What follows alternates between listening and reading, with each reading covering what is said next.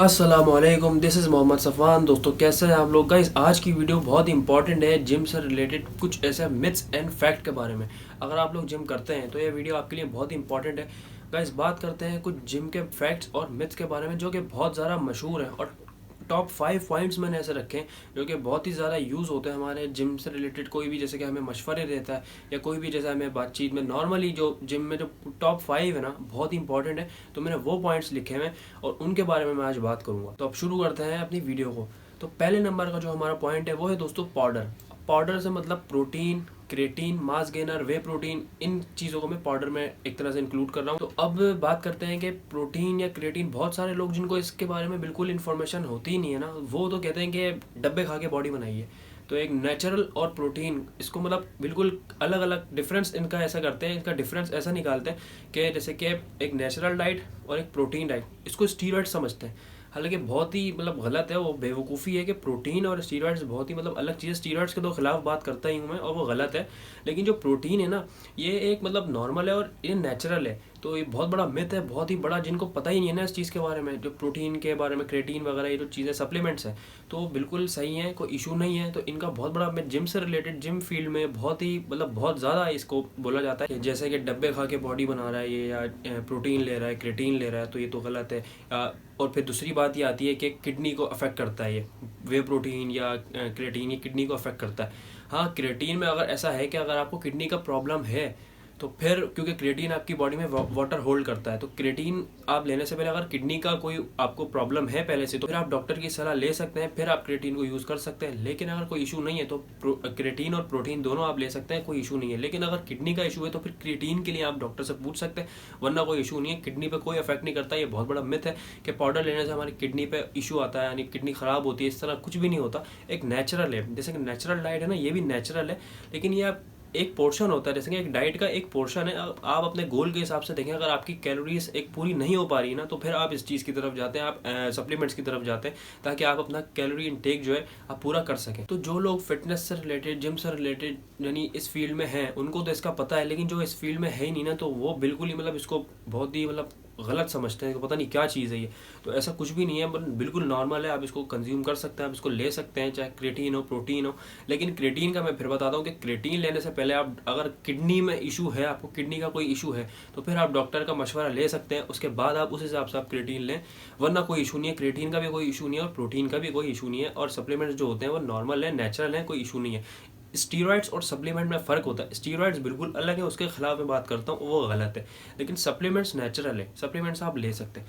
तो ये बहुत बड़ा मिथ है। और जो जिम नहीं जाते ना, तो वो इसको मतलब सप्लीमेंट्स को स्टीरॉइड समझते हैं, मतलब जिनको पता ही नहीं होता है ना इस चीज़ के बारे में, तो वो फिर मशवरे भी ऐसे दे रहे होते हैं लोगों को। जो जिम नहीं भी जाते होंगे, वो भी मशवरे ऐसे देते हैं कि ये नहीं लेना, डब्बे खा के बॉडी नहीं बनाना, नेचुरल लेना। हालांकि उनको ये नहीं पता कि ये भी नेचुरल ही होता है। और क्योंकि ये मेरे साथ हो चुका है, मेरे काफ़ी सारे लोगों ने बताया कि भाई ये ना लेना, ये नहीं करना, डब्बे ना खाना, ऐसा कुछ भी नहीं होता, नॉर्मल है सब। स्टीरॉइड्स और सप्लीमेंट्स दोनों का फ़र्क देखें, सप्लीमेंट्स क्या है और स्टीरॉइड्स क्या है।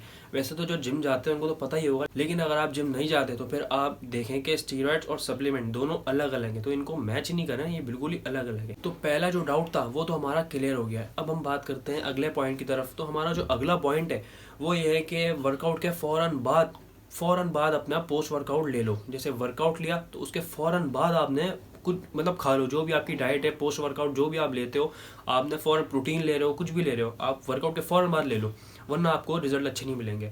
अच्छा, कहते हैं वर्कआउट के फ़ौरन बाद अगर हम लेंगे तो फ़ायदा है, अच्छी बात है, वर्कआउट के फ़ौरन बाद लेंगे। लेकिन अगर वर्कआउट के फ़ौरन बाद नहीं भी लेते ना, अगर आधा घंटा 1 घंटा लेट भी अगर हम ले रहे हैं, तो ऐसा नहीं है कि फ़ायदा हमें कम, हमसे कम रिजल्ट मिलेंगे, रिजल्ट अच्छे मिलेंगे। लेकिन फ़ौरन बाद ले लो तो अच्छा है। लेकिन लोग ज़्यादातर ये एक तरह से चलता है कि, लेकिन एक तरह से समझा ऐसा जाता है कि अगर वर्कआउट के फ़ौरन बाद हम डाइट नहीं लेंगे ना, तो अच्छे रिजल्ट नहीं मिलेंगे। मैं भाई, अच्छे रिजल्ट मिलेंगे, अगर 1 घंटे बाद भी आप डाइट लेंगे ना तो अच्छे रिजल्ट मिलेंगे। लेकिन अच्छी बात है कि आप फ़ौरन पोस्ट वर्कआउट के फ़ौरन बाद लें तो अच्छी बात है।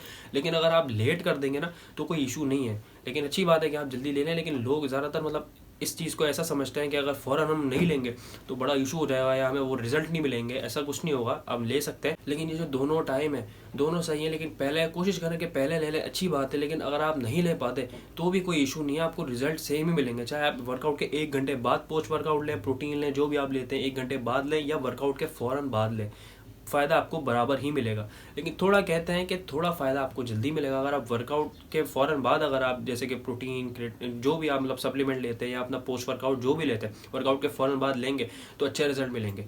वैसे कोई इशू होता नहीं है, आप कोशिश करें कि जल्दी लें, लेकिन अगर नहीं लेते तो कोई इशू नहीं है। ये भी एक बहुत बड़ा मिथ है कि वर्कआउट के फ़ौरन बाद खा लेना चाहिए वरना रिजल्ट नहीं आएंगे, वरना अच्छा नहीं मतलब मसल आपका से गेन नहीं हुआ या वरना आपको जो है रिजल्ट अच्छे नहीं मिलेंगे। तो ऐसा कुछ भी नहीं है, नॉर्मल है। आप 1 घंटे बाद लें, 1 घंटा पहले लें, कोई इशू नहीं है, लेकिन कोशिश करेंगे 1 घंटे पहले लें, क्योंकि इस पर बहुत ज़्यादा तो रिसर्च मैंने नहीं की, लेकिन मैंने सुना है बहुत लोगों से कि वर्कआउट के फ़ौरन बाद ले लेना चाहिए। तो ये भी एक डाउट है जो मैंने आप लोगों को क्लियर किया। तो दोस्तों अब हम चलते हैं अपने पॉइंट नंबर 3 की तरफ। हमारा जो पॉइंट नंबर 3 है बहुत ही इंपॉर्टेंट है और बहुत ही ज़्यादा मशहूर है। हमारे पेरेंट्स जिम जाने से पहले या हमारे दोस्त वगैरह जिम जाने से पहले हमें ये मशवरा ज़रूर देते होंगे और आपको भी ज़रूर मिला होगा ये मशवरा कि लेग लगाने से या शोल्डर की जो फ्रंट रॉड है वो लगाने से हमारा जो है हाइट रुक जाती है। अब एक रिसर्च है उसमें साफ साफ मतलब पूरी रिसर्च हुई है और उसमें साफ साफ पता चल चुका है ये कि आप भले सर्च भी कर सकते हैं गूगल पे कि हाइट पे कोई इम्पैक्ट नहीं पड़ता वर्कआउट से। और कहते हैं कि लेग नहीं लगाया करो। जो स्टार्ट में हमारे जिम में भी ऐसा होता था कि जब मैं स्टार्ट गया था कहते हैं लेग से दूर रहना, अपर बॉडी पे फोकस करो। अब लेग तो एक तरह से बेस है आपकी बिल्डिंग की, आप एक बिल्डिंग बना रहे हैं, अब उसकी बेस जितनी अच्छी होगी ना तो वो बिल्डिंग भी उतनी अच्छी बनेगी। और आप ये जो आपकी पूरी बिल्डिंग है ना इसकी जो बेस है वो आपका लेग है। अब वो कैसे कि सबसे ज़्यादा टेस्टोस्टेरोन लेवल हमारे लेग में पाया जाता है और टेस्टोस्टेरोन लेवल ऐसा हार्मोन्स है जो बहुत ही ज़्यादा इंपॉर्टेंट रोल प्ले करते हैं हमारे मसल को बिल्ड करने के लिए। तो लेग अगर हम ट्रेन नहीं करेंगे तो हमें उतने अच्छे रिजल्ट भी नहीं मिल सकेंगे और लेग बहुत ज़्यादा ज़रूरी है। तो आपको पता चल गया होगा कि लेग कितना ज़रूरी है। और कंपाउंड एक्सरसाइज में तो बहुत ही इंपॉर्टेंट लेग है, स्क्वाट्स है और उसके साथ लंजेस हो गई, काफ़ी सारी एक्सरसाइज होती हैं कंपाउंड, लेग उसमें इंक्लूड है। तो बहुत ही ज़रूरी है। और ऐसा कुछ भी नहीं है कि कोई एक्सरसाइज लगाने से आपकी हाइट रुक रही है, ये आपके जेनेटिक्स पे है। अगर आपके बाप दादा की जैसे कि आपके जो पेरेंट्स हैं उनकी हाइट थोड़ी सी कम है तो आपकी भी हाइट थोड़ी सी कम होगी। ये आपके जेनेटिक्स पे डिपेंड करता है, आपकी हाइट, आपकी बॉडी टाइप। लेकिन ये वर्कआउट से कोई इसका कोई लेना देना नहीं है कि वर्कआउट जैसे कि हम लेग लगा रहे हैं या शोल्डर लगा रहे हैं तो हमारी हाइट रह जाएगी, ऐसा कुछ भी नहीं है। नॉर्मल है, आप कर सकते हैं, कोई सी भी एक्सरसाइज आप कर सकते हैं, हाइट पे कोई इम्पैक्ट नहीं पड़ता। और जितनी भी रिसर्च हो चुकी है ना उसमें सब में पता चल चुका है कि लेग या शोल्डर की फ्रंट रॉड या कोई एक्सरसाइज लगाने से आपकी जो है हाइट रुकती है। तो ऐसा कोई इशू है नहीं, आप लगा सकते हैं एक्सरसाइज से हमारी हाइट नहीं रुकती। तो ये एक बहुत बड़ा डाउट है और पहले मैं इस पर यकीन भी करता था कि शोल्डर की फ्रंट रॉड लगाएंगे ना, जो मिलिट्री प्रेस जिसे कहते हैं, जैसे कमांडो जो एक्सरसाइज भी कहा जाता है, तो वो लगाएंगे तो हमारी हाइट रुक जाएगी। तो भाई मैं भी इस पर बिलीव करता था और इसके साथ साथ लेग पे मेरे तो दोस्त हैं वो भी नहीं लगाया करते थे कि ट्रेनर ने मना किया है कि लेग नहीं लगाओ हाइट रुक जाएगी। हालांकि ऐसा कुछ भी नहीं है, हाइट से एक्सरसाइज से कोई ताल्लुक ही नहीं है हाइट का। ये आपके जेनेटिक्स पे होती है। आपके जो पेरेंट्स हैं और उनके जो पेरेंट्स हैं अगर उनकी हाइट अच्छी होगी तो आपकी भी हाइट अच्छी होगी। तो जो सारा गेम है वो जेनेटिक्स का है, तो एक्सरसाइज से कोई ऐसा मतलब इशू नहीं है। तो ये डाउट भी आपका क्लियर हो गया होगा और बहुत ही इंपॉर्टेंट डाउट समझता हूँ मैं इसको, क्योंकि बहुत ज़्यादा लोगों में है। तो ये डाउट भी आपका क्लियर हो गया होगा। अब चलते हैं अपने पॉइंट नंबर 4 की तरफ और वो भी बहुत ज़्यादा इंपॉर्टेंट है और वो ये है कि मोर वर्कआउट मोर मसल। जैसे कि बहुत ज़्यादा वर्कआउट करेंगे तो बहुत ज़्यादा बॉडी बनेगी, यानी ज़्यादा वर्कआउट करने से ज़्यादा बॉडी बनेगी। और ये स्टार्ट में सभी लोगों में मैं कहता हूँ जिनको स्टार्ट में जब मैं जिम गया था ना तो मैं भी यही समझता था कि एक्सरसाइज ज़्यादा करने से हमारा मसल ज़्यादा बनता है, हमारी बॉडी ज़्यादा बनती है। हालांकि जब पता नहीं होता है स्टार्ट में, जो स्टार्ट के लोग हैं तो उनके लिए कोई इशू नहीं है। स्टार्ट में जब आप जाएंगे तो मैं भी जब स्टार्ट में जिम गया था तो मैं भी यही दिमाग में रखता था कि ज़्यादा एक्सरसाइज करूँगा तो बॉडी ज़्यादा बन जाएगी। लेकिन जब आहिस्ता आहिस्ता आपको कुछ टाइम हो गया लेकिन उसके बाद भी अगर आपके दिमाग में यही चीज़ है तो फिर ये बेवकूफ़ी है, इसको बदलें।